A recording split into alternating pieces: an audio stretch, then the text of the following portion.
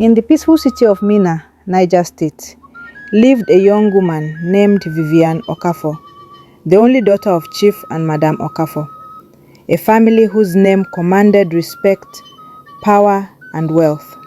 Chief Okafor was a well-known billionaire with business empires across Nigeria. He was the kind of man people bowed to when he entered a room.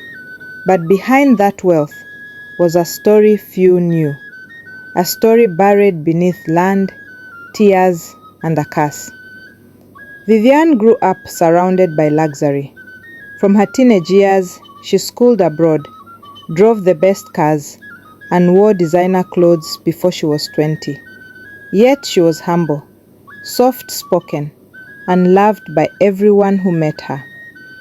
When she returned from London after completing her master's degree, she met Damilare, the handsome son of a senator, at a charity gala. Their love blossomed quickly. Within months, the families arranged a grand wedding that would become the talk of the town. It was meant to be a perfect day, a union of two powerful families. But from the moment the wedding preparations began, strange things started happening. Vivian began to have terrifying dreams. Every night she saw a woman dressed in a red wrapper and beads, crying beside a river, calling her name softly. Vivian, return what your father took, or I will take your joy. She would wake up trembling, sometimes finding water on her pillow as if someone had poured it. Her mother dismissed it as stress. My daughter, wedding pressure is normal. Don't let the devil use fear to spoil your happiness, she said. But Vivian's fears grew worse. She began to see flashes of the woman's face even when awake, in mirrors, on walls, sometimes in her dreams, and sometimes when she was wide awake. One night, Vivian woke up to find muddy footprints leading from her window to her bed. She screamed so loud that the maids rushed in. But when they arrived, there was nothing there. Her father called pastors, prophets, even traditional priests, each claiming to have solved the problem. But the strange experiences never stopped. Then came the morning of the wedding day. The sun shone brightly over Minna. The streets near the Okafor mansion were filled with convoys, luxury cars, and uniformed security guards. The entire city buzzed with excitement. The daughter of Chief Okafor was getting married. Vivian sat before the mirror in her bridal suite, dressed in a glittering white gown, her face glowing, her eyes filled with silent fear. Her bridesmaids sang softly, fixing her veil and jewelry. But Vivian was quiet, lost in thought. Suddenly, the air around her grew cold. Her reflection in the mirror blinked, even though she didn't. The mirror version of herself smiled and whispered, "You wear white for a wedding built on blood." Vivian screamed and pushed the mirror, shattering it into pieces. Everyone rushed in, her mother, the makeup artist, the bridesmaids, but she couldn't explain what she saw. Her mother held her hands and said softly, "Vivian, nothing will happen. God is with you. This is your day, my daughter." Moments later, the cars arrived. The drums began to beat. The choir sang joyfully as Vivian stepped into the decorated hall.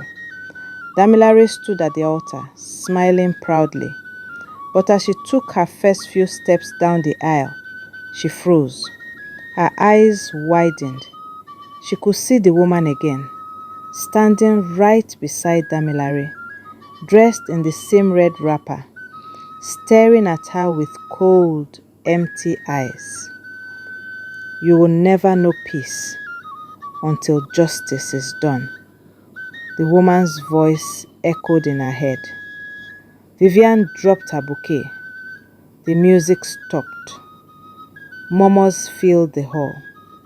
"Mama, tell her to leave me alone," Vivian screamed. "She's here." The woman in red. Don't you see her?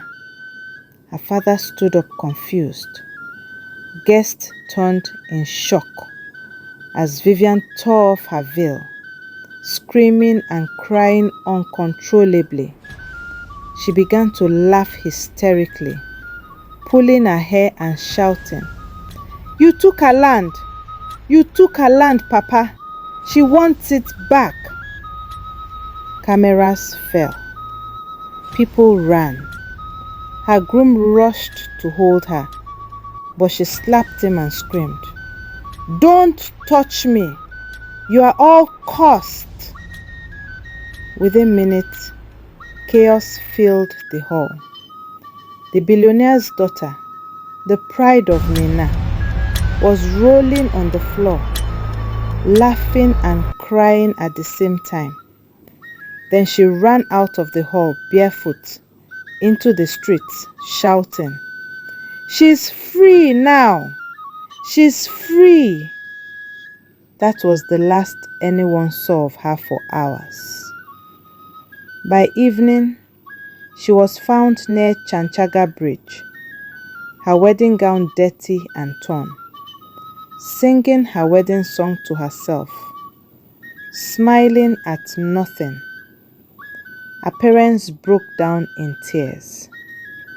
She was taken to a psychiatric hospital in Abuja and later abroad, but the doctor said her case was beyond science.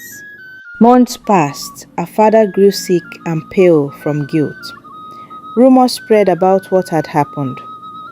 Some said it was spiritual. Others said it was madness caused by stress. But the truth came from an unexpected visitor. One evening, an elderly woman came to the Okafor mansion. She revealed that many years ago, Chief Okafor had forcefully taken a piece of ancestral land from her late sister, a poor widow named Mama Nkem, promising to pay her, but never did. That woman died heartbroken after cursing Chief Okafor's family to never know peace.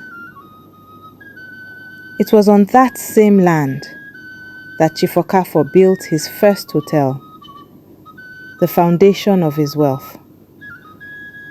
The family was shaken.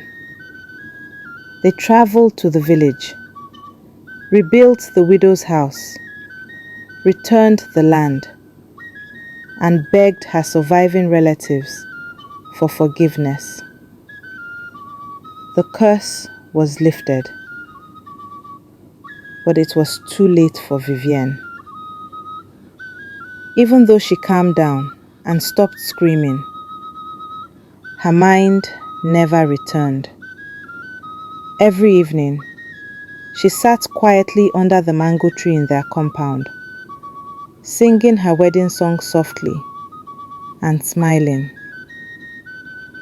When people passed, she would say, "The bride of peace must wear red before white."